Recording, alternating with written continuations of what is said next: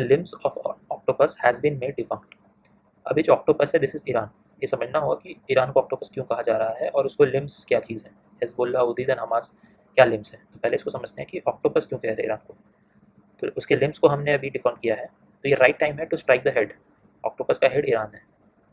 So wait a second, या so this is one which I got, और मैंने इसे थोड़ा डिबेट करने की कोशिश की है कि how Iran functions like an octopus. So Iran का ये जो है ना, ये हेड है, ऑक्टोपस होता है। This is a symbolic I think diagram. Octopus आप जानते ही होंगे क्या है। एक हेड होता है, उसके वेरियस लिम्स होते हैं। तो ये ईरान है द हेड। इसके लिम्स देखोगे हिजबुल्ला, और भी लिम्स है छोटे मोटे अफ्रीकन कंट्रीज़ में इसके हैं, फंडिंग करती रहती है ये। तो इसके मेन है हिजबुल्ला, हमास एंड हौदीज़, ये यमन में है। हमास गाज़ा पट्टी पे था, अभी भी है। हिजबुल्ला लेबनन में है। तो अभी आप देखो कि हौदीज़ इसराइल ने 7 अक्टूबर को जो अटैक हुआ था लास्ट ईयर, वो हमास ने करवाया था। तो हमास को तो वहाँ पे न्यूट्रलाइज़ किया है बहुत हद तक। नियर अबाउट 40,000 सोल्जर जो उसके थे उसको मार गिराया उसने। और उसको थोड़ा फ्लैटनिंग करने के बाद they went to this Hezbollah जो लेबनान में है। एंड वहाँ पे उन्होंने क्या किया है कि पहले उनके जो भी कमांडर्स थे, जो उनकी मिडिल लेवल मैनेजमेंट थी, मिडिल लेवल कमांडर्स थे, उनको न्यूट्रलाइज़ किया। मेजर अटैक करा के एक सरप्राइज एलिमेंट क्रिएट किया, और फिर पूरा उसने कैबिनेट जो उसकी थी उसको उड़ा दिया, और फाइनली नसरल्ला जो था उसको भी न्यूट्रलाइज करने में उनको कामयाबी मिली। इसके अगले ही दिन या 24 आवर्स 36 आवर्स में उसने ऑयल डिपो जो हूदीज़ का था यमन में, उस पर भी अटैक किया। तो उसने ये तीनों को डिफंक्ट बना दिया है। ये defunct in the process of defunct, मतलब 50 70% 80% डिफंक्ट कर दिया है आज के डेट में। अब ये डिफंक्ट क्यों किया जा रहा है इसको, क्योंकि ये तो डायरेक्ट चैलेंज था और ये भी चैलेंज था। अब इनके जो चार्टर है ना, इनके चार्टर में ही लिखा गया है कि चार्टर क्या होता है, एक विजन एंड मिशन स्टेटमेंट होता है। तो हमास के चार्टर में लिखा गया है कि ये लड़ाई हम तब तक करते रहेंगे जब तक ज्यूज जो है वो एक भी ज्यूज इस प्लानट पे बचे ना। हिजबुल्ला का भी यही चार्टर है। How would you find a solution on the table. अगर सामने वाली कोई पार्टी का एम ही है कि आप जिंदा ना रहो, तो दो ही ऑप्शन हो सकते हैं, या तो आप जिंदा ना रहो जो वो चाहते हैं, या फिर जो चाह रहे हैं कि आप जिंदा ना रहो उसको आप जिंदा ना रहने दें। यही तो हो सकता है ना कंडीशन। तो यही इसराइल कर रहा है।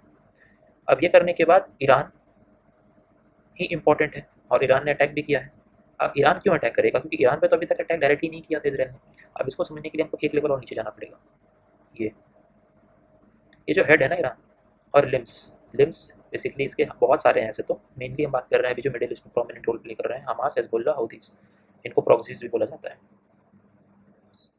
तो ये क्या कर रहे हैं कि हेड और लिम्स में एक रिलेशन है, गिव एंड टेक का साइक्लिकल रिलेशन है।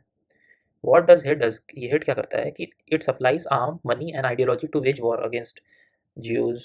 और अर्लियर जो था, मतलब उनके लिए जो अमेरिका एंड ऑल, सीरिया और वहाँ पे भी करते थे, बट अभी मेनली ज्यूज के लिए वही काम करवा रहे हैं। किसके थ्रू, लिम्स के थ्रू।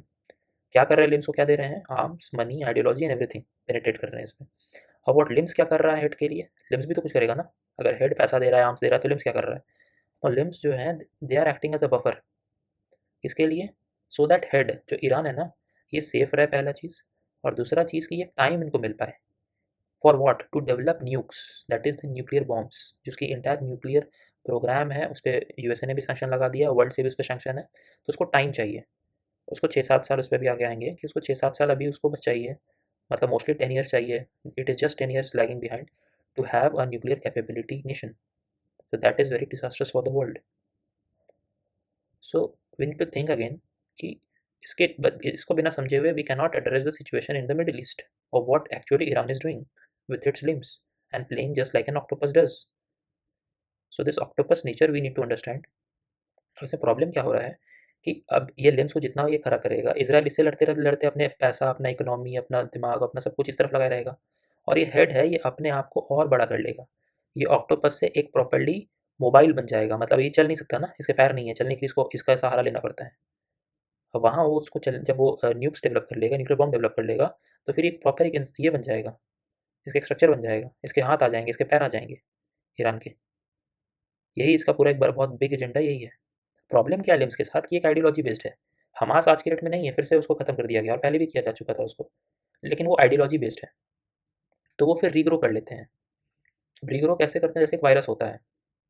वायरस जब इंसान पे रहता है तभी वो उसको एक होस्ट की ज़रूरत रहती है। तो बिना होस्ट के वो जिंदा नहीं रह सकता।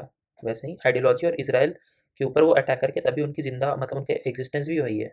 जो इससे पहले मैं बता रहा था कि जो चार्टर एक्ट है, जो चार्टर के बारे में बात किया गया था कि इनका जो विजन और मिशन स्टेटमेंट है वही ज्यूज के लेके ही है। Their entire existence depends upon the Jews. Till then when Jews are alive they will be alive, and this is an idealized and ideology based systems और ऑर्गेनाइजेशंस। तो इनका इशू यही है कि आप कितना भी इस पे अटैक कर लो, मैंने नसरल्ला को मार दिया, हमास पे अटैक कर दिया, उनके लीडर चेंज हो जाएंगे, टाइम लगेगा, बट प्रॉब्लम क्या है कि they still regrow. Problem with them यही है, वो फिर से मशरूम कर जाते हैं, they regrow. Therefore we need to draw a boundary and we need to attack on the head, that is Iran. तो इसको जब तक आप न्यूट्रलाइज नहीं करोगे, इसके हेड को, तब तक ये लिम्स फिर से आते रहेंगे। ये रावण जैसा नहीं होता है कि एक सर कट गया फिर भी आ रहा है, एक सर कट गया फिर भी आ रहा है। वही वाली बात है, इसके लिम्स आप काटते रहो फिर आते रहेंगे। रावण तो ठीक है, वो रावण में तो और भी एथिक्स थे, बट रावण से कंपेयर भी नहीं करना चाहिए ईरान को। रेडिकल इस्लामिक फैनेटिक्स, ये जो फैनेटिक्स हैं, तो इनका प्रॉब्लम ये है। तो अनलेस ये वर्ल्ड इसको समझे बिना, और इनके फंक्शन को समझे बिना, इनका ओवरऑल ऑब्जेक्टिव क्या है, world should understand. And Israel is not fighting its own war, Israel is fighting a civilizational war. This we need to understand.